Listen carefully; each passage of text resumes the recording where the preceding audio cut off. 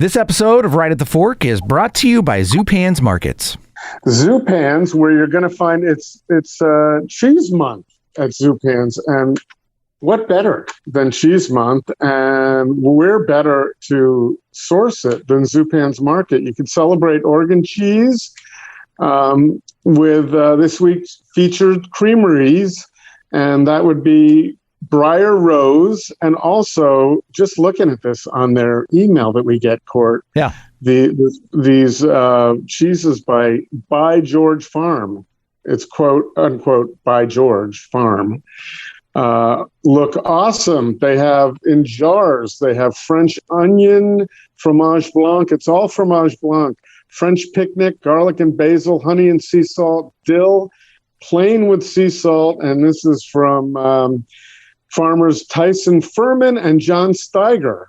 They're on a mission to create delicious cheese while doing good for the land and animals right here in Southern Oregon. Yeah, I'm looking at this, Chris, and the dill specifically, this dill fromage blanc. When I lived in France, one of my favorite things to do was get a similar style cheese, and and then you get yourself a fresh baguette or whatever your favorite bread is, and just smother it all over the place, and you'd be happy for days. And you can do all of that at Zupan's. You can get the bread there as well. Well, yeah, and you can even get some Bowery bagels.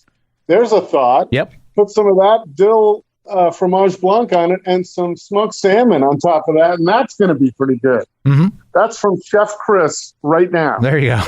Love that guy. Love that Chef Chris. So all sorts of great ways for you to celebrate Oregon Cheese Month at your local Zupan's, or maybe you should sign up for one of their great events. We've always been talking about these floral design and wine events, Chris, and some of them are sold out. Some of them have not sold out. Yeah, I would think that if you want to do it, just knowing that they sell out would make you want to go even more. And there's one September 19th in Burnside, and then you've got also in October. There's a couple to choose from that are still available. October 17th in Lake Oswego and October 24th on their West Burnside location. So check those out. And also subscribe to their news feed so you know about these before or during or after we tell you about them at zupans.com. But also, everything we just talked about, you can find in their three locations. Where, Court? West Burnside, McAdam, and Lake Oswego.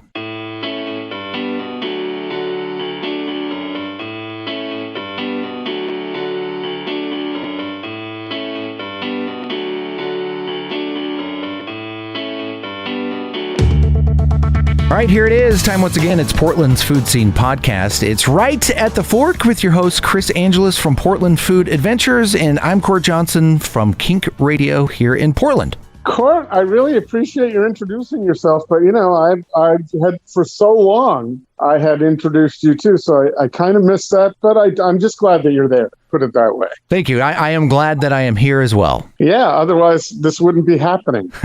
So, we've called attention to this before, but we're on year 8. Yeah. Of this. Are we on year 8? We're wrapping up year 8, about to commence, in just a few short months, year 9.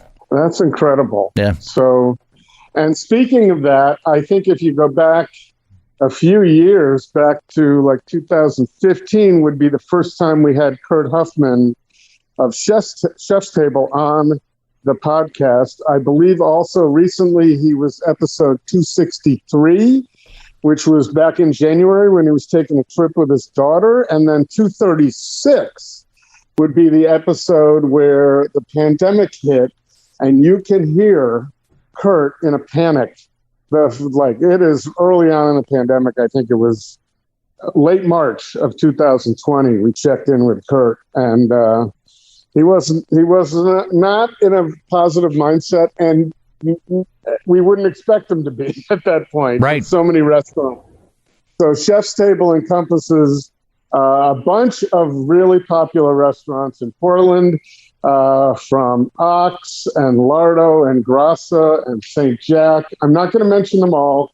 You can go to the Chef's Table website and see them all. But recently, and one of the things we touch on in this podcast today, that's running today, we recorded a couple of days ago, is the acquisition of the Tasty franchise from John and Renee Gorham, who have left Portland and are now operating they're starting up a new restaurant in Bend. I'm going to go to that pop-up this weekend, as a matter of fact. Nice. Court. Very nice. So they're there, but Kurt found an opportunity to buy a restaurant with a great name, and so Tasty is now operating in the I think it's called Mercado Plaza in Lake Oswego, along with Phil's and Grassa and Lardo and some of the other spots, which is a big move for them to go outside of Portland. Yeah. So we talk about how that acquisition occurred and how quickly it happened. So that's interesting, and the fact that we also talk about where Tasty will be going next. So stay with this interview and you'll hear that. We also get to hear that Kurt's goal is to move to France in 2023. I'll leave that open-ended. Again, listen to exactly what that means later in this episode. So it's always good to catch up with Kurt. He is one of the people that almost anybody in the restaurant business in Portland has to keep their eye on and see what he's doing, because he obviously has his finger on the pulse of the Portland food scene and what's going on and what trends are and what's selling and what's working and what's not working. And yeah, we talk about that. There's a lot coming out of the pandemic. I even recommended to him that it might be a good time now to return to the no tipping policy. And oh my God, I got slammed on that. So he was pretty emphatic about the fact that that's not going to work and happen. Something I like just not even having to think about it, and it's done, but not going to happen at his restaurants and, according to him, anywhere else. It hasn't worked in this country. So there was a lot to talk about with Kurt, including, we started off, as you'll hear right at the beginning of the interview, we were talking about our dear friend Jose Chesa, who has moved to New York, and after having to close all of his restaurants and work through a pandemic with his wife with some pretty severe health problems, which was one of the reasons it caused them to have to move to New York. So this is Jose and Christina from Atawa. We talk about the fact that there's a GoFundMe to help them after all of their possessions in the move got destroyed because of the hurricane in New York. It was in a storage facility. So the GoFundMe campaign, as of right now, when we're talking about it, is doing very well. And that's good because they need it. And you can find it in our show notes right now, wherever you happen to be looking. If you find the show notes, there'll be a link. And there's also will be a link through the profiles on the Food Podcast PDX Instagram, and also Portland Food Adventures, which is cut off at the V, Portland Food ADV. There's a link there right now, and that would be, it's September 16th, Court? The September 16th, that's correct.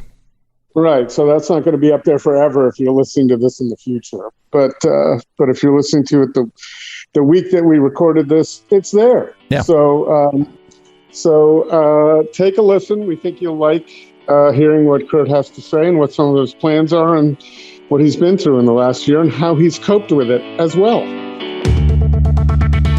Right at the Fork is brought to you by Zupan's Markets. Unsurpassed quality from the best meats and wines to local baked goods, fresh flowers, and an extensive craft beer selection. Step into Zupan's and be inspired for your next meal. Food-loving customers as well as local chefs know that Zupan's is the place to find the very best Northwest bounty in Portland, West Burnside, Southwest McAdam, and Lake Oswego. Local and family-owned for over 40 years. Zupan's Markets. And by Portland Food Adventures. Ready to break out and travel to some of the world's most delicious destinations? Portland Food Adventures has space available on 2 trips in 2022 to Basque Country in Spain with Chef Javier Canteras of Urdaneta. Also, if you've never experienced Italy with Austria Ensign, join Chris for the most delicious 9 days in Western Sicily imaginable. Info at portlandfoodadventures.com. Kurt is willful, Cuddly. Genuine. Bulldog. I think he's really solid. he's a mensch. He never rests. Intelligent and empathetic. He's a fiercely loyal man. He holds high stock in his partnerships. Very connected to Portland. Both my parents still live here. I appreciate your doing this, Kurt. All right, lunch. Yeah, awesome. Are we doing like video or is it just audio? No, we're just doing audio. So, All right, great. no, but I like to be able to see guests, and I want to know exactly what they're eating. Oh yeah, this is grassa. It's my go-to now. It's cacio e pepe. Add pancetta. Very nice. That's the pro move. And it takes an expert to know to add pancetta to Yes. Yeah. That at some point I can't even remember who was telling me that, and I was like, ooh. I would hope it was Rick, although you would think that if he really thought that, it would just be on the menu that way. Yeah, I think that I'm sure that it's like because cacio e pepe is still like our affordable. Like we always want to have a single-digit pasta. I believe it's only $9, and you know that's not easy to have a $9 homemade pasta. So you know, as soon as you add pancetta, it probably jacks it up to 14 or something. So Right. Yes. How are you doing? I'm doing all right, thank you. It's been the weirdest year ever, and Right. but we're getting by. We can't travel yet. Also, with Jose, it's just such a bummer to see him leaving. There's a lot of bummers, and as long as you mention that, I just came across a GoFundMe for Jose last night that Dirk and Sarah Marshall put out there for Jose. I don't know if you know this, but on the move back there during the hurricane, their stuff got all damaged, and then it was in storage, and everything they owned was completely covered in sewage when they got back to New York. So I'm going to put a GoFundMe out there to my people who follow, and hopefully on this podcast people will hear it. I'll post it in the show notes here and people can help. I know Jose is this humble man who would never go out and ask for money, but the Marshalls did it because they landed in New York with nothing after all of the shit they've been through in Portland. Dude. Yeah. So. And Christina had that kind of really rare, there's something having to do with elevation that she needed to be at a lower elevation. Right. Which precipitated the whole trip. Right. And she's had these health issues, and yeah, I ended up seeing him a few times before he left. We bought some equipment from him, and yeah, I mean, I feel that's really an example of a chapter in Portland. Because I remember meeting him. John Gorham and I met him at Interurban, and this pretty well-to-do foodie. Can't remember his name. I think his last name is Richie. In any case, a guy that's a big wine guy locally and a big food guy, he introduced us to him at Interurban, John and I. Kind of saying he was going to come to town, and he has all this amazing Spanish background, and John, of course, had Toro Bravo, which is kind of Portland's preeminent, tapas place, and yeah, so that's when I first met him, and then kept in touch. And then he eventually opened up his own place, without any help. So they were amazing. He was one, I had the good fortune of getting to know Jose pretty well, traveling with him to Barcelona 4 times and spending a lot of time with him. So we became pretty friendly. And I will just say this, that we spoke a lot during the pandemic. He called me just to chat. I think he wanted a friend, an ear. But he never complained. He would just be positive about what was happening. Even when he was moving to New York, he didn't want to get into the details. He didn't want to gripe. He was just moving to New York, and pointed out one big positive to doing that. Of course, he hated leaving Portland, but was that he'd now be a direct flight to Barcelona away from his parents, as his parents are getting older. So that was one of the positives, and he pointed that out, and he talked about Christina, but never really wanted to get too specific. He never He's the kind of guy who doesn't want pity. He doesn't want charity. And so that's why I asked Dirk last night, is Jose okay with this GoFundMe? And I think he said Christina had okayed it. So anybody who wants to contribute, I think it would be helpful. That's neat. No, I'd love to promote that. Yeah. He's a really neat guy. And I mean, it's a huge loss for the city. Yeah, there's been a lot of huge losses, and it's an interesting segue, because I have been saying for the longest time that the huge losses for the city we know are, there have been a few, but one is Jose, and the fact that John Gorham is no longer doing business in Portland, I think, is definitely a hindrance to Portland. No. And then, of course, don't forget the elephant in the room, Andy Rickard. Literally shut down, what was Portland's most famous restaurant and just moved to Thailand. Yeah, and they're about to demo the restaurant. They're going to demo it and build a food cart pod. On the old Pak Pak. Yeah, they're going to tear down Pak Pak and the adjacent building and build a 20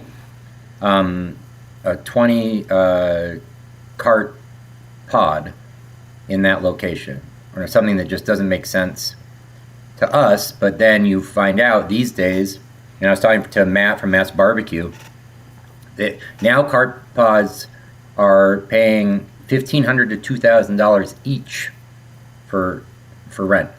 You mean they're paying that to the cart pods? Yes. The carts themselves. Yeah. So a 15 cart pod can generate up to $30,000 a month in rent. That's more than Pak Pak, probably. That's more than Pak Pak. If Andy had sold it to somebody, would be able to generate, I would imagine. Never. You could never generate $30,000 a month in rent with that little investment, right? Right. You just tear it down, do some underground plumbing, and then you just rent it. I mean, the place that's down over by Lardo, by Hawthorne, the Asylum. Mm-hmm. They also have 20 carts there, and apparently those guys pay $2,000 each. I remember when I believe the rent was around 500 or even up to 1,000 for a cart. I remember Andy was helping out Nong a lot when she opened over by our second restaurant, Gruner, right? In those Alder, that really famous cart pod there where Nong started. And she was paying, you just paid what a parking space was, right? You paid like $340 a month. Wow. And then over time, it's funny, right? Because we thought, the cart pods are going away because all these buildings are going to go up, and it doesn't make sense to only rent them for a parking spot. But then people realize, if you build stuff around it, like a wall, and have some common seating area, you can charge 6 times that. And that's so absurd to me. But in any case, I agree. I mean, Andy, Gorham, those are really the two titans of Portland, because Jose came in and I think was incredibly important to the city, but had never received like the national acclaim, that those two had. And John had 7 of the busiest restaurants in the Pacific Northwest. So, that was a thunderous departure. And I just was clearly more attached to Pak Pak because that's where I started. Right. Well, Chef's Table started with Andy at Pak Pak.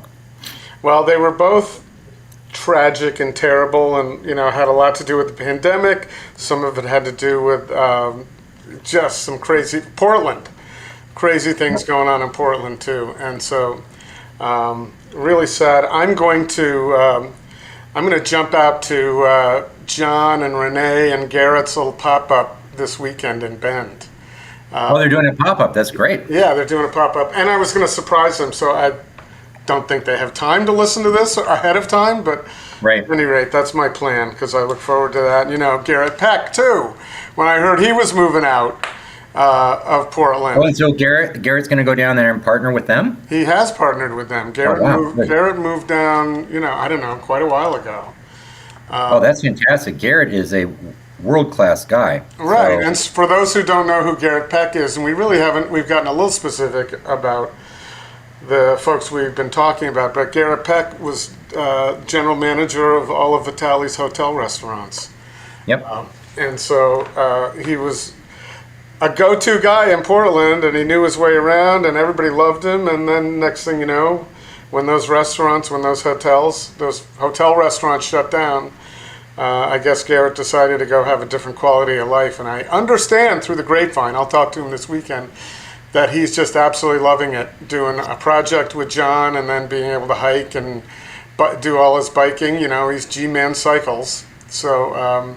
Oh, really? That's his handle? Yeah, G-Man Cycles. So I think, you know, silver linings, and I'm hoping it's a silver lining for Jose. I know I've talked to John Gorham a couple of times since he moved, and they're happy down there. And so, you know, I wish them all good things. But one of the things that you did, you haven't sat still. So it was about 18 months ago when the pandemic first started, you joined us here. Yeah. And if you go back and listen to that, there's no doubt you had a panicky sound in your voice. You were nervous, and rightly so. But here we are a year and a half later, or a little less than that perhaps, and it's obvious you haven't stood still at all. You've been doing a lot of great things and positive things and positioning yourself really well for when we come out of the pandemic. I can't just assume that you're not positioned well right this minute, but when we come out of the pandemic, I also, I think it's great that you've forayed out. You were almost forced, I don't know if you were forced or you had the foresight before the pandemic to move outside of Portland to the suburbs. And I'm sure you may or may not remember, but I was always, not for that particular reason, but saying, why isn't someone building a nice restaurant out Southwest way? So it's good to see. Yeah, I think, and it's definitely a trend that's going to continue, you know, because we're tomorrow night, actually, September 15th is the soft opening for Oven and Shaker, and that's the 6th restaurant that will open at Mercado Grove. So you have Lardo Grassa that opened in May, June, and then Phil's, which is our kind of donut soft serve burger place. Because everybody needs a donut / soft serve burger. Well, all three of them are fantastic. Catherine Ben-Menuti is very talented. We had her on the. Did you know we had her on the podcast? Yeah. I think I sent you the link. She's awesome. She is just absolutely great, and talk about someone who's extremely positive and uplifting. Yeah. Yes.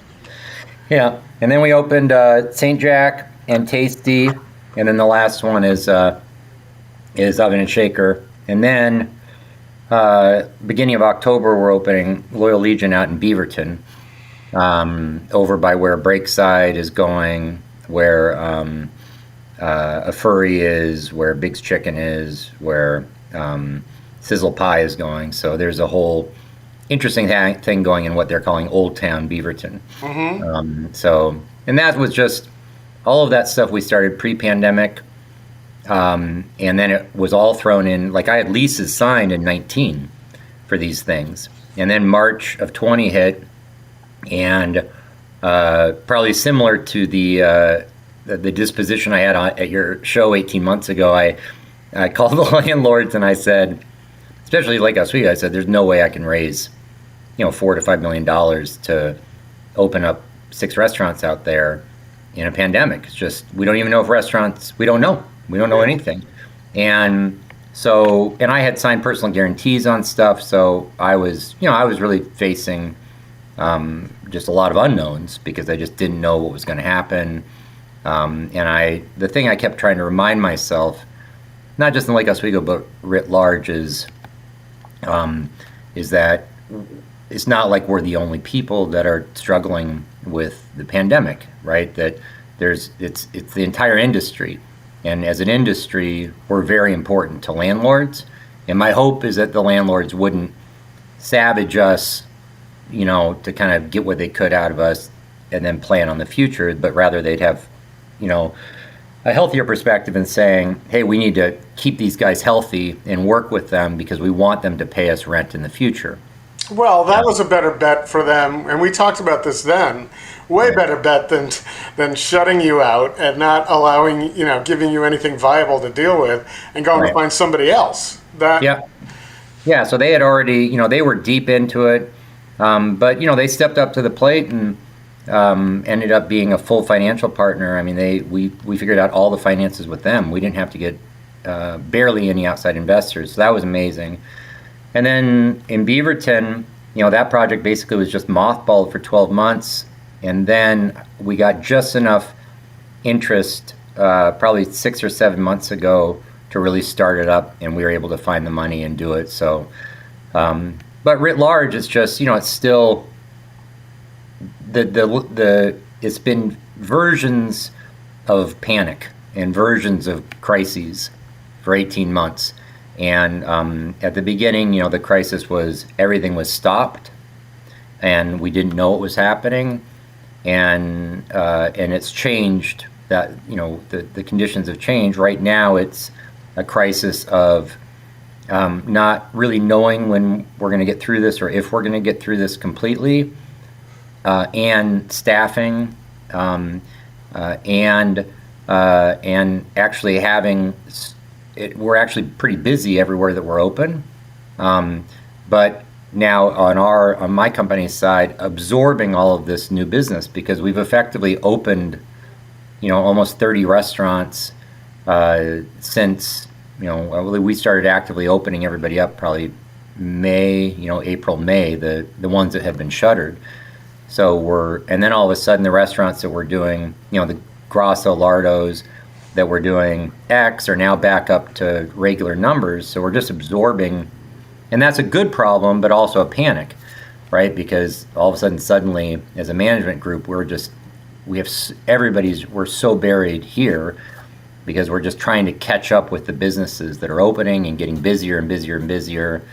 And the labor shortages we've discovered aren't just in the food and beverage industry.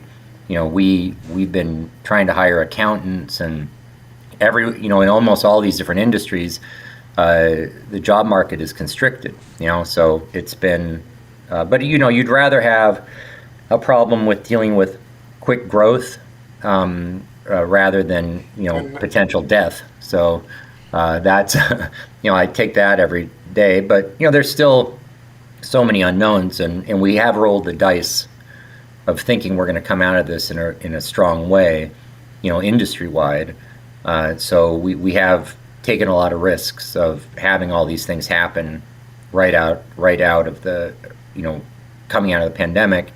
And, what if there's a relapse, or what if we have to shut back down? We're not really out of it yet. So we're not out of it. So so it's really been 18 months of just continually trying to thread this needle and hoping that we just kind of manage to, miss all the obstacles. It's kind of like the Millennium Falcon flying through that.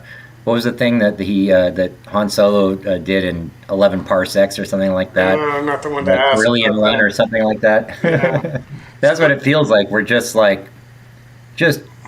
flying fast and dodging and pivoting and trying to be strategic and trying to position ourselves in a really strong way when we get out of this. But yeah, it's really been a horrible 18 to 20 months. Yeah, but it's you say that, but on the outside looking in, you're seeing, you're not, as I said before, you're not standing still. So the end result is you've got some new exciting projects going on, and when you figure out some of the challenges, like I wonder if the labor shortage is going to that's going to take care of itself over time now that unemployment has ended, right? That's got to have an impact on it. And then you've got increased food costs, I know. So I think your real challenge is, and this, I don't need to tell you, but you've got this storm of shit coming at you, the labor shortage, cost of food, and then you've got a customer base that also got slammed, that isn't necessarily ready to go out and spend a lot of money eating.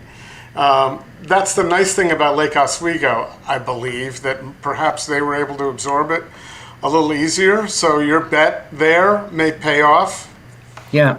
Well, but the dining public, a small percentage of the dining public has kind of forgotten how to behave around other people. And that's been one of the most difficult parts about the pandemic, is the impact that's made on the relationship between our servers and our guests, because it has been regularly adversarial in the last 18 months. And that's been a big bummer, right? Because it creates this tension that we didn't feel as much before. But you're right, there's just... What kind of, give me an example of how people are acting.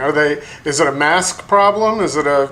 I think it's metastasized into something else. It starts as a mask problem, right? And I remember at the beginning of the pandemic, when we were opening only inside at Lardo, you'd have to come up, knock on the door. They'd have a table set outside the door where they would place orders.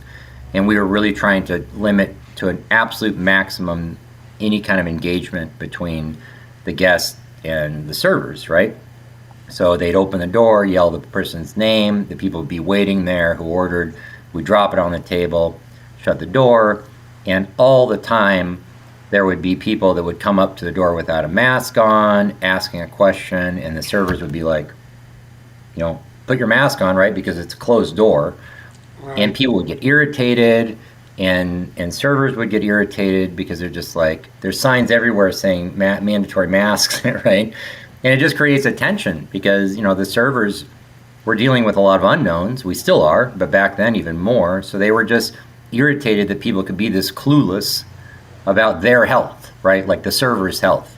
Like you're just kind of walking up in a cavalier way without a mask on and talking and asking questions where there's signs everywhere saying masks required and do not enter, and people would try to come in and they'd have to yell at the guests, be like, don't come in here, And so it just created a tension that we're not used to having, and that's really stayed over. And that kind of don't tell me what to do feeling, this whole don't tread on me vibe that I think has become... I just saw that on the back of a pickup truck as I was sitting at the post office. Right, that vibe has definitely come up a lot in terms of people that are frustrated about vaccine mandates. I think that's shown up in different ways where we had a person at St. Jack. We haven't had ketchup at St. Jack for 11 years. I remember that. Right? We don't have ketchup at Ox, right? We don't have ranch dressing at Oven and Shaker. We don't, there's just certain things, we don't. So certain things that people would like us to have, we just don't have. It's just a choice. But we've never had an issue with it. And the other day, a guy, kind of an entitled guy at St. Jack, just literally lost his mind and started screaming about not being able to get ketchup with his fries, and was livid to the point of, actually yelling and creating a major distraction and, physically kind of menacing. And that kind of behavior for me is also part of the moment we're in. It's just people kind of have lost an ability to just kind of, many people have lost an ability just to like be civil. And I think it has everything to do with the moment, being cooped up, being frustrated with being cooped up. You finally get out, you finally want to have a good time. There's these restrictions on having a good time. But now it's spilling over into, don't tell me what to eat. If I want goddamn ketchup, I'm going to have ketchup. So we've had to put in place policies where now the GM is, we're allowing him to go out next door. So at St. Jack in Northwest, we're next to a Killer Burger, right? And in Lake Oswego, we're next to Phil's Burgers. And they have like pumps there. So if a guy's really going to get violent, we'll go over, get one of those portable ketchup things, pump ketchup into it, bring it back to the gentleman's table and say, sir, we are able to find you some ketchup next door, right? So we can solve the problem. Mm-hmm. But come on. Really, we're at a point now where if somebody feels like they can't have what they want right away, it's like, it's like we're going to get into a fist fight. It's like, wow. So that's... I had the experience, I've told this story a few times, up at Albatross, Eric Bouchard's former place up in Astoria. Yeah. And he had a great burger. There I have a lot of stories to tell about that. And I ordered the burger and fries, and I said, hey, Eric, can I get a little salt? And he just looked at me and said, no salt. folded his arms and walked away, and that was it. And I remember thinking, I'm not going to argue that, but that is just awesome. That's so Oregon right there. Yeah, I'm telling you. And honestly, I am an absolute fan of salt, right? Salt should be, because that's just like, it's hard to be perfect, right? Yeah. To have that taste. And frankly, Portland cuisine, based on other regions' cuisine, certainly, French cuisine, where, I was for 10 years, we over-season compared to other cultures. And here in Portland, much more so than other parts of the country, right? You go to the Midwest, and it's a much sweeter palate than what we like here. We like a very, savory palate. And but I still say, look, you can always add salt. You can't take it away after you've made something. So, what's the downside of having salt available? And but ketchup's a little bit different. It's like you can't have every condiment, right, available to everybody. Well, but I could argue. Yeah, you could make a logical argument. Say, Kurt, come on, at some point, just have a little ketchup there, so you don't have to have that argument. It's ketchup on and it's French fries. It's not saying, look, I'm going to put ketchup on my steak. So. Right. I'm not trying to be difficult. I'm just saying that anybody. That's a choice with every restaurant, right? Yeah. And it's just like, all right, yeah, we could, but we haven't. And I remember a woman talking to me about how she took her kid, a Lake Oswego woman, took her kid in to St. Jack, and he got the burger and fries, and he asked for ketchup, and they said, "Oh, sorry, we don't have any ketchup," and his brain just exploded, and his mom was like, "It's a fancy restaurant. They don't have ketchup at fancy restaurants," and he's like, "Oh, okay. Well, what do they eat it with?" And it's like, they have aioli. He goes, "What's aioli?" But then the kid discovered aioli, right? And he loved it, right? So it's like, so that's, but I agree. But at any point, the point being, you can be miffed, and I don't like to be preached to by chefs. I don't like chefs to tell me this is how you're supposed to eat, right? That rubs me the wrong way. But also, I'm not gonna, threaten a GM with violence if I can't get, salt or ketchup. Yeah, it's like there's certain behavioral norms that we can all kind of aspire to. Well, yeah, and you can, as a diner, you can make a decision. Right. Be civil and just say, well, I don't feel like coming back here because I don't like that. And that's what he announced to everybody, and we were like, good. Right? It's like, it's like, thank goodness. It's like, if every time you come back, there's like all these triggers for you, then please don't. You made everybody's meal here terrible tonight. So, yeah. And St. Jack has done just fine without serving ketchup for 11 years. So I know. And the reason I say I know that is I had asked for ketchup in the old location in Southeast Portland. I went for happy hour and I got the no ketchup, and so I ate it without ketchup, which is perfectly fine.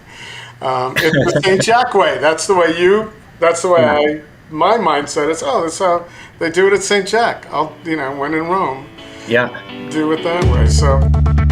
Hey, Chris, let's pause just a moment and talk about one of our favorite places to eat, Ringside Steakhouse. Yeah, where they've always had your safety in mind. Of course, they have those beautiful updated booths and spent a lot of money on their ventilation system to update it to current standards and beyond. So whether it's their delightful outdoor dining or inside, you can always enjoy Ringside hospitality, knowing they're steps ahead when it comes to safely serving you a fantastic experience. And of course, Ringside always satisfies, Chris. So if you've got something like, A5 Wagyu, maybe that's your thing, you can come and enjoy it at Ringside Steakhouse. Yeah, so no matter what the size group, whether you're just going to go dine as a romantic evening with 2, some friends and family with 4, or if you'd like a setting for a small group gathering, Ringside, of course, can put that together for you too safely. Reservations are super easy to do. You just go to the Open Table app or ringsidesteakhouse.com, make that reservation, or you can actually walk in without a reservation for bar top seating. Yeah, Ringside for over 75 years. 75! Standing tall as the hallmark of great service and steaks in Portland. Do you think, anybody had some of these problems before the pandemic. They've just been magnified a little lately because I'll tell you what, I'm ornery. I've complained personally. I'm not, as far as I know, I don't think I've given any restaurant a hard time, but I've certainly whined to my friends about this and that and this. And a lot of it is because I just got sick of eating out of boxes. And what I really crave is service. And so my thing, hear me out here for a second. I'm just going to speak generally, and I understand the restaurant industry has its challenges. However, my feeling a year plus into the pandemic was I'm getting takeout food that costs pretty much more than when I used to sit down in this restaurant. I've got the square being turned around for a 20% tip for someone who's just taking my order. Yeah. And no one's coming to check on me because I'm taking this either outside or home. No one's cleaning my dishes. At what point, and I realize, I thought about this will take care of itself because takeout won't be the thing anymore, right? Yeah. This is a takeout problem for me and probably for others. But I just, after a while, got really frustrated with, hey, I've got financial problems too, so I'm not real crazy about this $35 entree in a box that is not going to be very good when I get home. As good as it would have been if someone just put it on a plate. I'll tell you a few things. One, everybody hated it. The only people that have thrived in the pandemic are pizza places. That's where you eat it anyway. Yeah, so those guys have had the best year ever. I mean, because they program their pizzas, they make a Pizza Shoals, they've never had a better year because they're just literally so efficient. You have a 7:15 pickup, a 7:20. They just have the pizzas are now it's an assembly factory, right? It's just rocking these things out. But it's also that when it comes to, hey, what am I going to take out? Pizzas are great. It's one of the best options. Yeah, it's going to travel pretty well, and it's going to be good. Yeah, and for us, critical that pizza was good. Oven and Shaker is a sit-down restaurant. Our sit-down restaurant suffered way more than our fast casual because they're not set up for delivery, right? And people don't think about St. Jack or Ox for delivery, which is why we really didn't do very much there. But sandwiches, XLB with Chinese food, but pizza with Oven and Shaker, saved us because people did take it to go. But in any case, writ large, as an industry, we hate ghost kitchens. We hate the idea of never seeing people. We're places that are set up to accommodate people and provide service. Hospitality. That's what hospitality is. And honestly, if this was, people have been talking to me for years about these, ghost kitchen things and deliveries. And I hate the idea of it. We'll do it to survive a pandemic, but if that's where the industry goes, I won't be very interested in it. I wouldn't participate because I just don't, that's like starting a beef jerky company or something. You just make stuff and put it somewhere and people you don't know eat it. And I just don't, it doesn't seem interesting to me. But I can, to try to give you a perspective on the economics of it, in general, Lardo is down 50% year on year with the way we were doing things, right? But our overhead stayed the same. We couldn't cut our labor in half, right? Our labor came down, but not in half. So in general, we were carrying, 65% of our costs, and with only 50% of the business. So the fact that people were willing to pay and tip, and not get great service actually saved those restaurants during the pandemic. Mm-hmm. And had we charged less or done things differently, we wouldn't have survived, because the combo of guests being willing to do what you did, which is to pay really more for what you were getting than you wanted, plus federal assistance. That's the only reason we survived. Right. Otherwise, we would have gone under. So, but I am really, really hopeful that we'll never have to do that again. And there came a point about 4 or 5 months ago when I ate at a restaurant I won't say, and there were outdoor seating, right? Because PBOT here in Portland allowed us to have parklets that we could sit in. and I got I got my dish, and it was in a box with all this packaging, and I sat down and I ate it with plastic forks. And I was like, this is just stupid. Like, why aren't we now at least serving stuff on a plate? I mean, we're here, right? You don't have to, they were bringing it out anyways, but now in a bag. And I just felt like, we need to kind of we can't stay shell-shocked forever, right? We have to remember at some point we're going back to normal, and people should be able to have a real fork, a real plate, or a real bowl, right? We have to get back to it. But we were dealing with kind of trauma type environments of just trying to keep things together. And I think for a while lost focus on the guest experience as we were just trying to figure out how the hell to make this work and hold on to people. And so, so I totally agree that there was a point where, and we should have, our group should have done it sooner, of making sure that the level of service came back sooner. And to the credit of places like St. Jack or Ox, those places have been absolutely slammed since they reopened outdoors. People were hungry for real service, table service. And the numbers were unbelievable. Ox has never been busier, ever, than right now. Well, I'll say this, that it was I've been out a few times for nice dining experiences, not a lot, but Ox was one of them. And I couldn't enjoy service more than I did. And the food just tasted better because I hadn't been able to have someone bring something warm. And it was hot, right? You got to eat hot food hot. It changes everything. Nothing soggy. The crunchy stuff was still crunchy. And on top of it, to be able to say, hey, bring us one of these too. Yeah. At the drop of a hat, instead of having to go wait in line again and do that. Yep. So, and by the way, I'll just say, what a beautiful job you did on the outside area at Ox. Oh, thanks. Just fantastic. So coming out of this, you'll have those benefits. But I realized as I was doing my complaining to my friends that I hope this is going to go away, because it's not going to be takeout forever. So I'm not going to have this to complain about. Yeah. But in the beginning, I was perfectly okay with leaving a bigger tip and everything. Yeah. But there came a point where I said, I think you just alluded to it. Yeah. There came a point where I said, how long does this go on? Because I'm just craving that Ox experience. And we went to St. Jack and sat in the bar too a couple of weeks ago, and that was absolutely delightful to order a little something before we were going somewhere else. Do some restaurant hopping again. Yeah, no, it's been, the outdoor seating was a lifesaver. The bummer about, the Delta variant right now and the timing is just, this Friday we get rain, like 3 days of rain, it looks like, for the first time in a long time. So that's kind of the warning shot, right?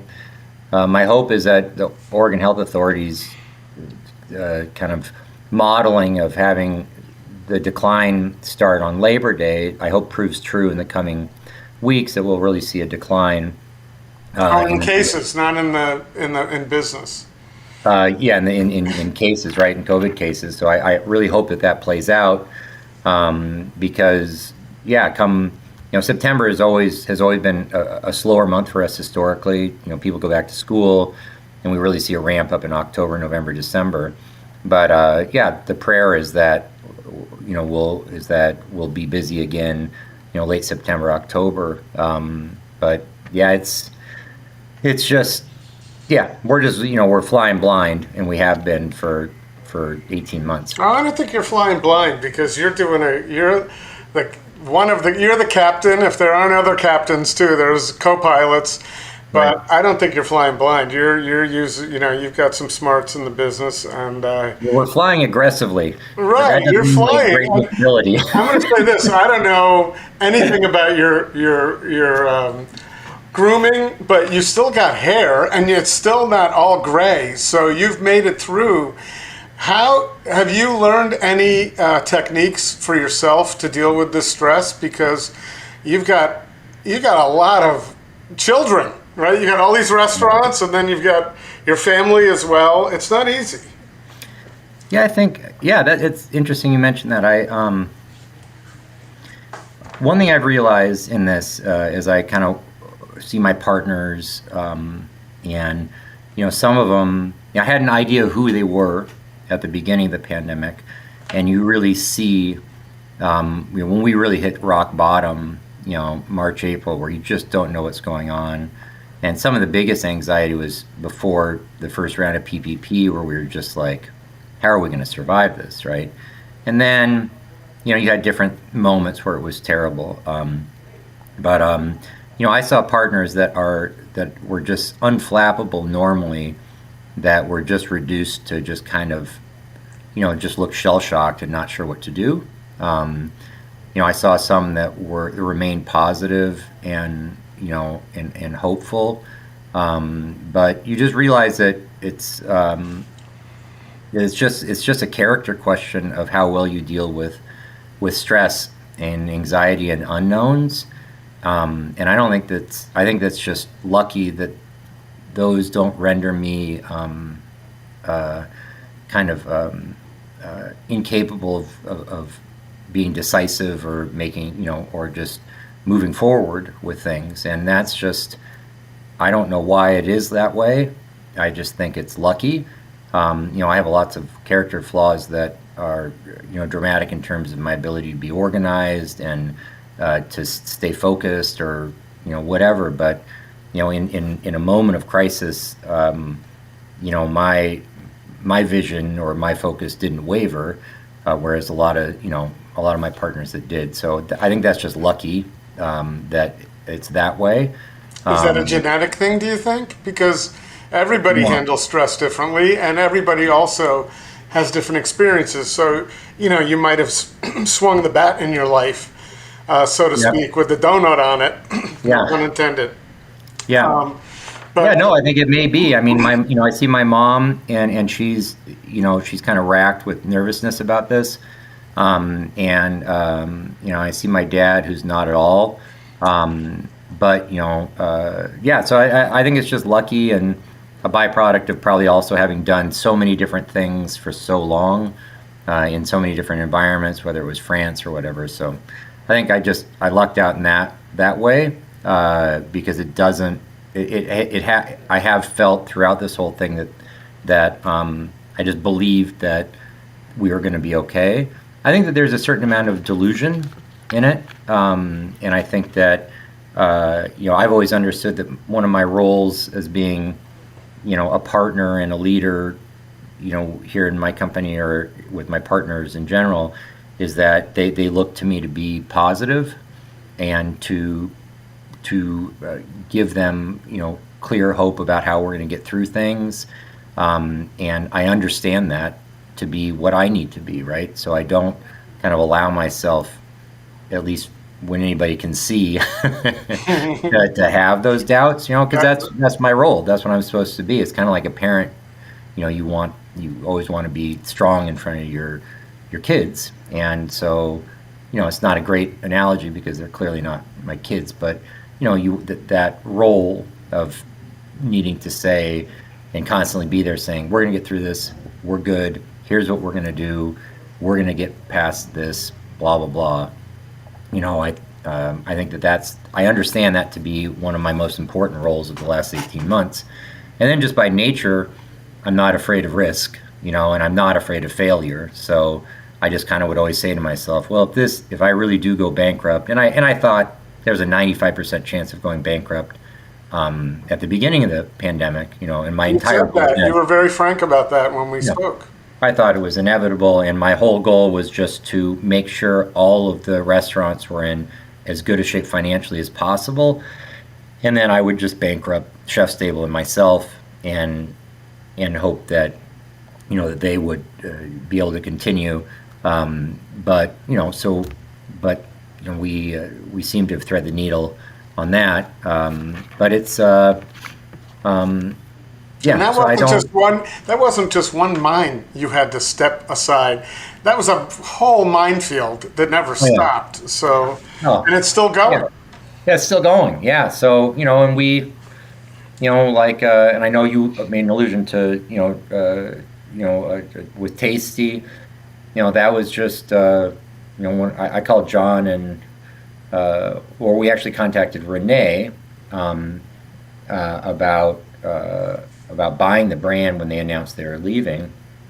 And I was really surprised that they said yes. And I think so. That was the first phone call that they said yes.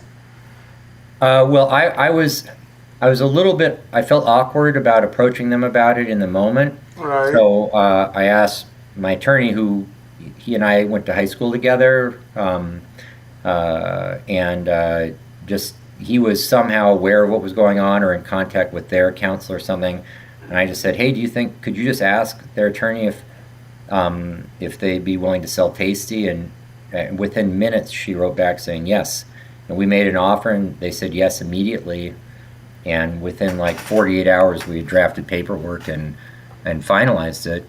And so that was that was me. I guess that's a good example of me kind of irrationally betting on the future, because nothing looked good in that moment. There was no great prospects. Pandemic looked terrible. I think I was down to one staff.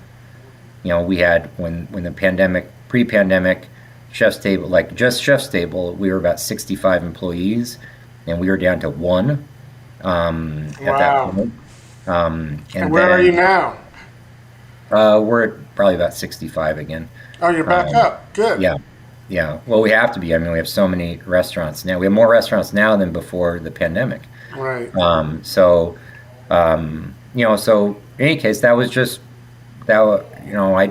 It just seemed like too good of an opportunity to pass up. It's probably, if you stop and think about it, in terms of names, other than perhaps Pak Pak, in Portland, the Tasty name is got a lot of equity. Oh, tons of equity, and I had so much respect for everything that the Gorhams built, how the menu was structured, how they were able to be busy from 9 a.m. to 11 p.m. I just never seen a restaurant like that. The Tasty in Alder was the busiest restaurant per square foot in the Pacific Northwest, as far as I know.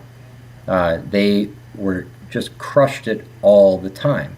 And because we have Bistro Agnes across the street, I was aware of kind of the lines and everything. And just, I'd worked briefly with John when we did a bar together in Urban. And so, I knew kind of his passion and Tasty was, Tasty had just evolved into this incredibly well-run machine. And I happened to have been working with his executive chef, who had left when everything went sideways, and a former manager of Tasty, who are now my two partners at Tasty.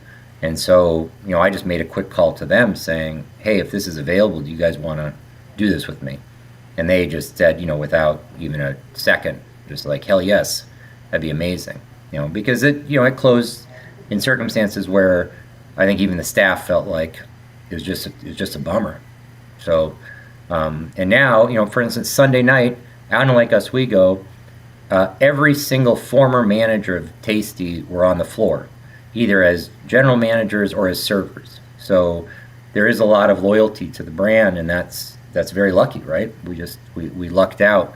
And Faye Crosswhite and Mike Kessler are just absolute, workaholics. They are super studs. So, none of that would have been possible without them. But that's just lucky, right? That I hear that things are going down. My lawyer has a connection with them. I happen to already be working with two of their former managers. I call them saying, hey, do you guys want to do this? If I can do it, they say yes. And then 72 hours later, it's done, right? Well, that's a little. I would say there might be some luck involved there, but there was more than that. I mean, it was you knew what you were doing, so it was an educated guess at the least. So that's good. Do you plan on getting? Do you foresee Tasty ever being back in Portland? Yeah. We have a location for it. So we'll be, I think, opening that like February or March. Oh, okay. I got to read more. No, we haven't talked about that to anybody, so it'll happen February or March, I think. All right. Are you at liberty to say where that is? Not yet. No. Okay, that's fine. Stay tuned. Yeah, it's 90% certain. But first we need to be successful out in Lake Oswego. So the numbers so far have been fantastic. Those guys have run really an amazing ship, and but we still have to have a proof of concept.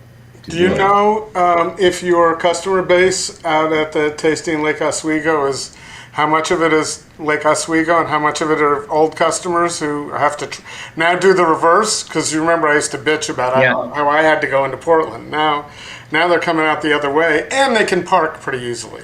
Oh, yeah, there's tons of parking out where we are.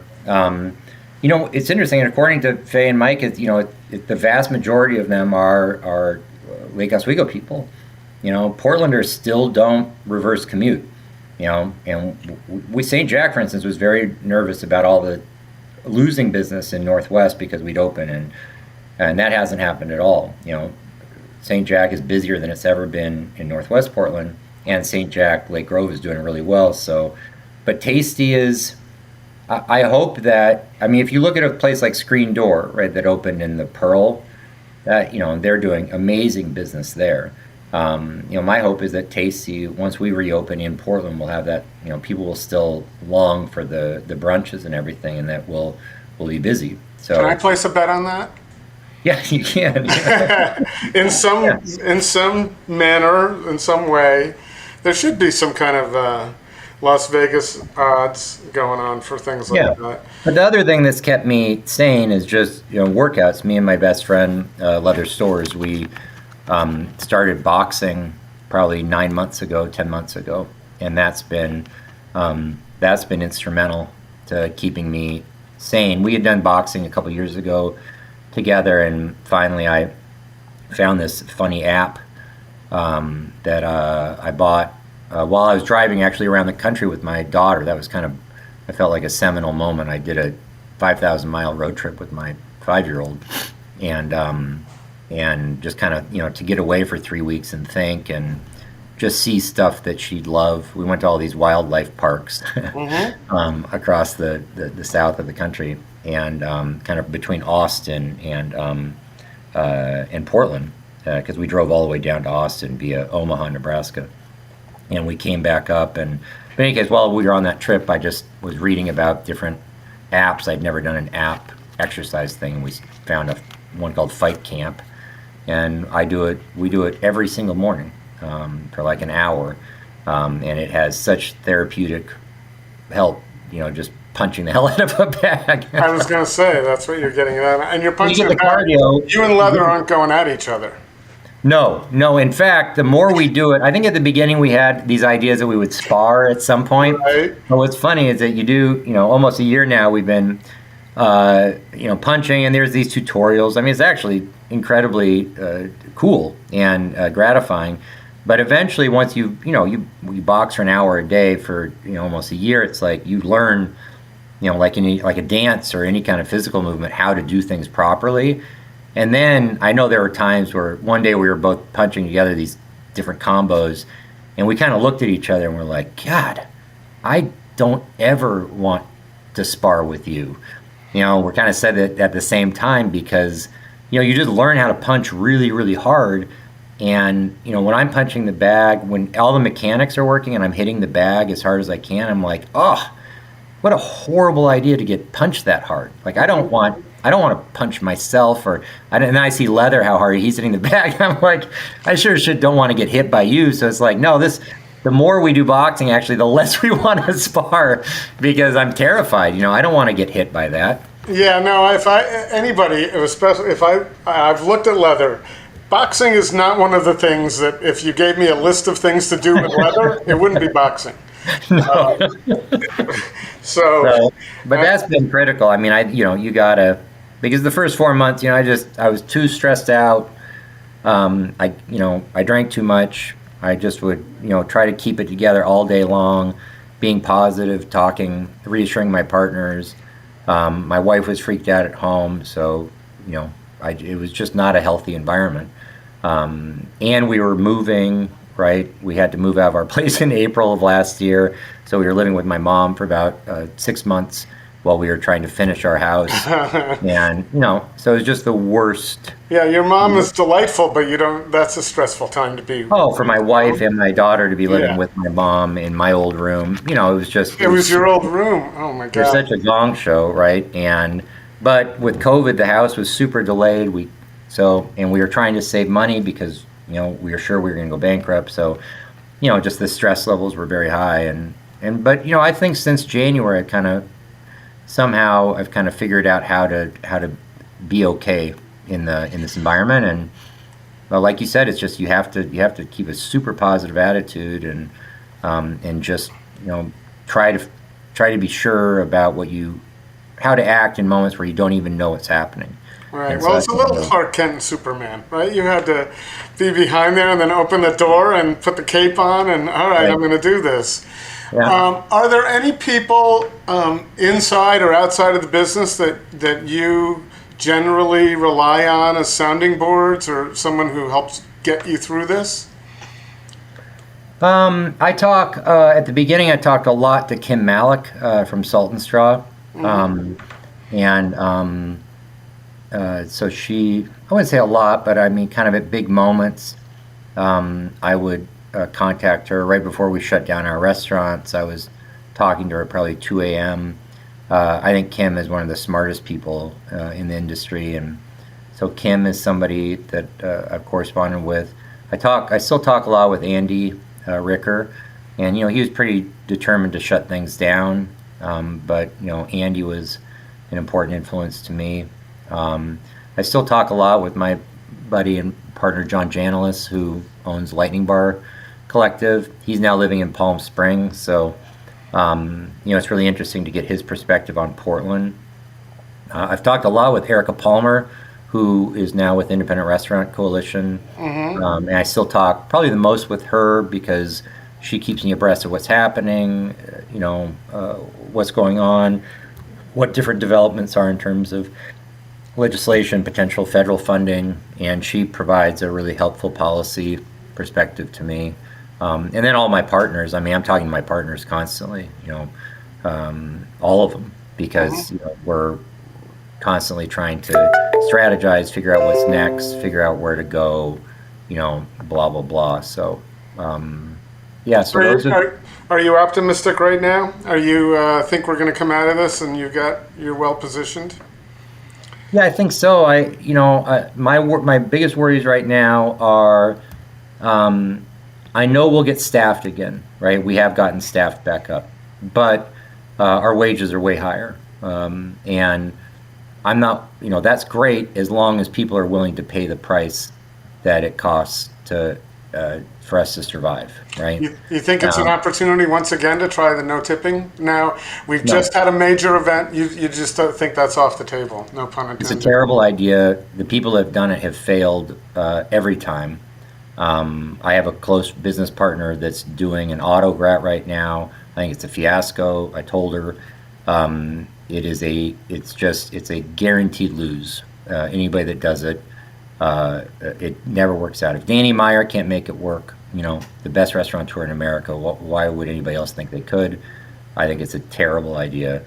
But I love the idea, but I'm not a restaurateur, so it's I like it from we just went to Local Ocean Seafoods last week. They're doing it. They're busy, but they're busy, but their staff probably hates it. It's a wide open door for owners to keep some of the money instead of having 100% of it go to the staff. It's a slippery slope in that regard. And I just don't, there's nothing that you can, that it allows you to do as a business that you can't do with letting people keep their tips. If you need to make more money as a business, you just need to raise your prices, which we have done. But I worry that the price, what I was trying to say earlier is that the prices that people are paying now worry me, because there's real inflation in the restaurant world, and I'm not positive. We have $50 steaks on our menu, and that I see those prices and it makes me very nervous. It's what it is now, but I worry that there's going to be a backlash, or that people will cut down on the amount they go out to eat.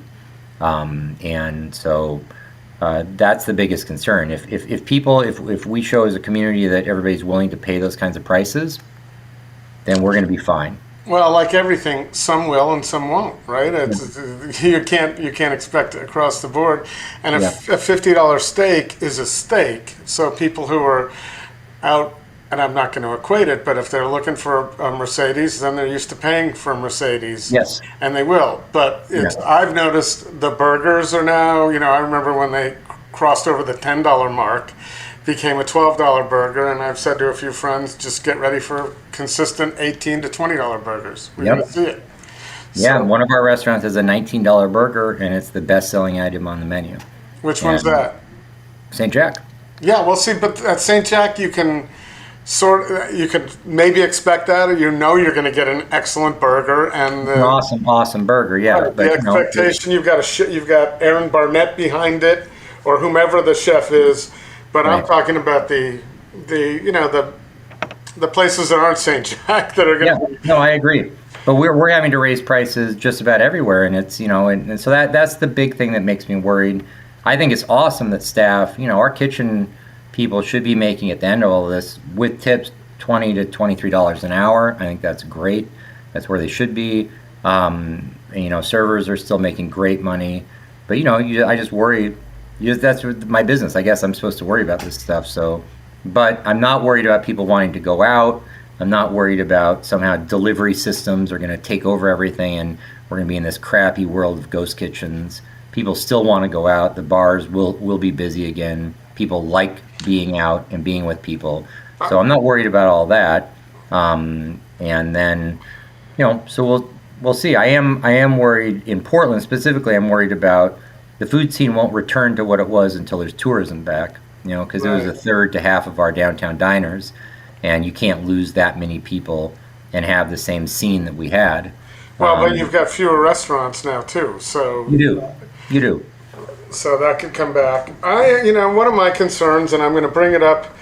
I hope to have Brooke from Eater on soon. But one of my concerns is we have taken hospitality and turned that into food. So if you look at the Eater 38 list now, right, I didn't count, but it seems like it's a dozen food carts. And that's not dining to me. That's not restaurants. That's not hospitality. That's food. Right. And they may be great, but I want to get back to, for me, and I'm older, I realize I'm out of the demo that probably any of your restaurants are looking for now. But I enjoy the experience of being in a restaurant and having a great server and back and forth. And that to me is dining. I'll give up a little quality in food for that, being able to sit down and enjoy myself in a comfortable seat. I totally agree with you, and I think that they're not the same thing, right? It's like selecting the best brew pubs, right? Well, you can't. It's not fair to take a brew pub and compare it to a sit-down restaurant. We're going to have a better food experience at the sit-down restaurant. So a brew pub should be judged on things like the beer selection and blah blah blah blah blah, but it shouldn't be judged in the same way that a restaurant is. And food carts are just different. You should have a list of the best food carts in Portland. If people want to go to a food cart, they should go to that. But when people want to go to a restaurant, there should be a list for restaurants, right? They're just not the same thing. And it's not a good or bad thing. It's just not the same thing. You go and sit down, and it's okay to have fast casual versus sit-down restaurants being on the list. At least it's in the same family of things. You go to a place, you order, you sit down, you have a meal, you converse, right? Food carts aren't that way. And food carts are awesome, but they're just not the same thing, right? Right. Just the winery is not the same thing. I just think there's been a blurring. That's all, and I've noticed that, and I hope we unblur as we come out of this. Yeah, I agree, and I think for Eater, probably it's because there's been so much more going on in the food cart scene. Because look, 90% of food writing isn't about food, right? It's about what's new. So these lists always have to maintain this what's new filter. It doesn't matter what's good, right? That's never been a part of the food writing scene in Portland. It's always about what's new. What's new is always more important than what's good. And people that don't understand that just haven't been paying attention. It's always about identifying the new movers, the new shakers, the new trends, the things that are going to put Portland on the map. It's not actually an objective look at quality of product and service.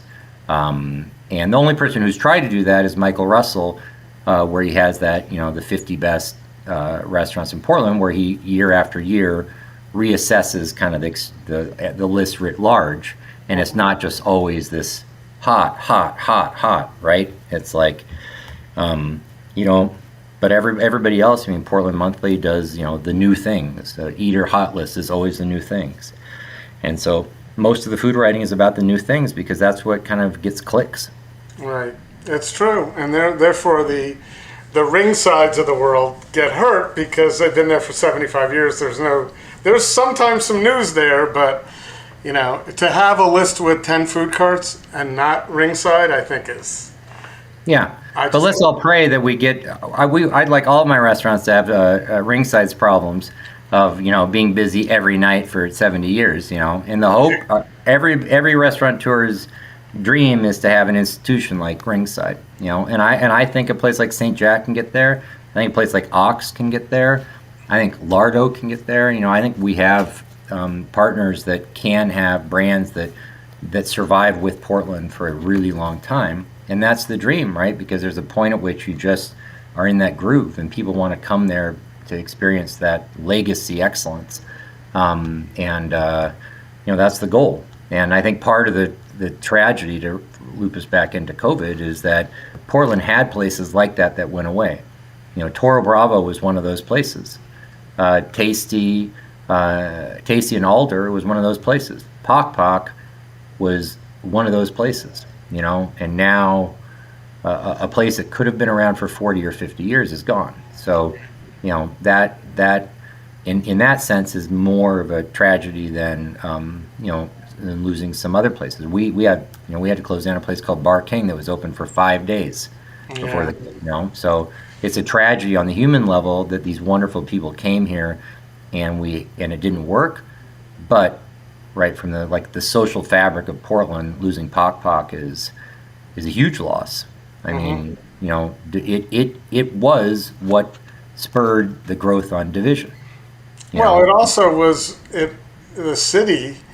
Some of the people who aren't necessarily paying attention, but it was good for the city to get Pock Pock on international maps as to, that's where someone should go. And some things are being done in Portland that aren't being done elsewhere. So pre-pandemic, over 50% of all people that traveled to Portland cited food as the number one reason. It was by far the leading reason that people cited for coming to Portland. And more so than the mountains, more so than wine, more so than beer, the food scene was the number one driver by far of Portland tourism, and it really captured the attention of the country. And and Pock Pock was front and center on that. And so it's just that's a loss that will look. There's lots of things happening now that are really exciting. And I've been so busy I can't even go out and experience a lot of these new places. And hopefully once things calm down and my wife is willing to go and eat indoors again, we can go experience it. But it's a real loss for the city. But also Portland has a good way of kind of reinventing itself after these lapses. Well, and you've also got the Ritz-Carlton coming in, and some other, hotels have to reopen. But I mean, there's going to be a tourist industry again. It's got to happen. So but it's but the city needs to clean up. The highlights of Proud Boys and Antifa fighting on NATO Parkway have to go away. We have to stop being in this terrible cycle of terrible PR. Right. So that it doesn't feel like a risky place to go to. I mean, that's so dumb. Right. I agree. And we need a Major League Baseball team. That would help. Yeah. That'll help. So listen, I sincerely appreciate, I know how busy you are. You've alluded to it many times. So I appreciate your taking the time. One last question. Yeah. You took a beautiful trip with your daughter. Do you have anything planned to just chill out in the to look forward to? Not right away, but I am actively planning to. I'm gonna try to do like a 6-month sabbatical in 2023. So my hope is to move back to France in June of 23 after my stepson graduates from high school, and to live there and kind of work remotely through the holidays and then come back. And my daughter's in French American school, so we put her in school there and live down in the Basque region of France. That's what I want to do. So that's what a lot of my energy is focused on, trying to make that happen. And that corresponds with the Rugby World Cup in France in the summer of 2023, which would be unbelievable to go back there where I played rugby, and to be able to watch the World Cup would just be unbelievable. So that is what I got, a year and a half to make that happen. A year more. I got a year and 9 months to make that happen. I have a feeling you're not going to let that. That's not going to lose your top of mind consciousness. So no, that's a priority. I wish you well in that. We'll look forward to that, and I hope we catch up here before that. But also, yes, if we can all just go out and grab a bite. That's been a long time since you and I have had a bite. So yeah, I love that. Hope we can do that sometime. Yeah, I'll let you know if they bring me back down to Gearhart to look at things. I'll let you know. Yeah. Do you ever get up to Astoria? There's some good places up there now. Yeah, actually, when we were at Gearhart, we drove up to eat it in Astoria. Good. Have you seen the Bowline Hotel? No. Okay. I love Astoria. It's such an awesome town, and I so rarely get to the Oregon coast, but it's so beautiful up there.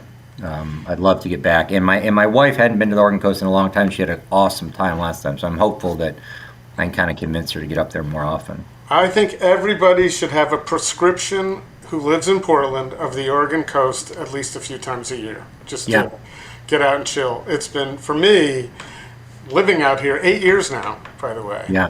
Has done wonders for my mental and physical health. Yeah. So no one would look at me and say, "Wow, that really has done wonders for your mental health," but it has. There's been a lot of pounds dropped, and anyway, I feel better. So thanks so much, Kurt. Yeah, of course. Really nice talking to you, Chris. Yeah, it was good talking to you. I'm two things. I'm glad I have this podcast because I get to catch up with you. It would be very difficult to track you down and say, let's have an hour conversation. Yes. And secondly, I'm really glad I asked you about your plans, and we heard about France. I think that is really cool. Oh, yeah, that would be epic. Man, that region down there is just unbelievable. It's just north of San Sebastian. Right. Well, I got to spend a little time there courtesy of Vitaly and Kate Hill. Yeah. You know Kate? Yeah.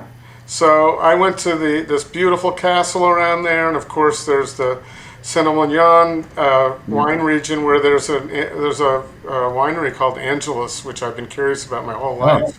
And literally stopped the car with my son and said, "Hey, I think we're in this region where Angelus Wines is. Let's take a look." And I pulled up my Google Maps. We were a mile and a half away when I said that. So it was really cool. I wasn't able to pack my suitcase with $500 bottles of wine, however. Maybe someday. Maybe you can do that. So. Yeah. When I moved back from France the first time, I brought back 1,000 bottles of wine. 1,000? 1,000, yeah, because we had a brewery. And all the wine guys in France nobody's making craft beer, right, in the 90s. And so, so we would do trades. I would give them like a 12-pack of beer, and they'd give me 6 bottles of wine, and they were so excited. And I was so excited. It felt like the best trade ever, right? That's the beautiful exchange rate, because wine is so much less expensive there. Oh, yeah. And it was just, and we developed relationships, and you get really special bottles. And I would try to always make sure that they got special. I mean, it was so, and I had this collection I put together almost exclusively on trade, and it was so meaningful to me. And so I brought it back and slowly drank it over 10 years. But yeah, I don't plan to do that the next time I go. I'm going to travel later. Yeah, I would hope so. Well, all right. Good luck with that. Good luck with everything. And I'm looking forward to trying Tasty. It was always one of my favorite places. And as a matter of fact, March 1st for my son's birthday, 2020, we went to Tasty and Daughters. And if you would have said in 2 weeks, this is going to be closed, never to open again in this form. Yeah, no way. You wouldn't have believed it. So, no. Well, I'm glad you did. And good luck. Stay out of the dorms when you talk to him. I will. I hope Right. I make it down there this weekend. Thanks. All right. Thanks, Chris. All right. Bye. Right at the Fork is hosted and produced by Chris Angeles and Court Johnson. Connect with us on Twitter and Instagram at Food Podcast PDX or on Facebook at Right at the Fork or online at rightatthefork.com.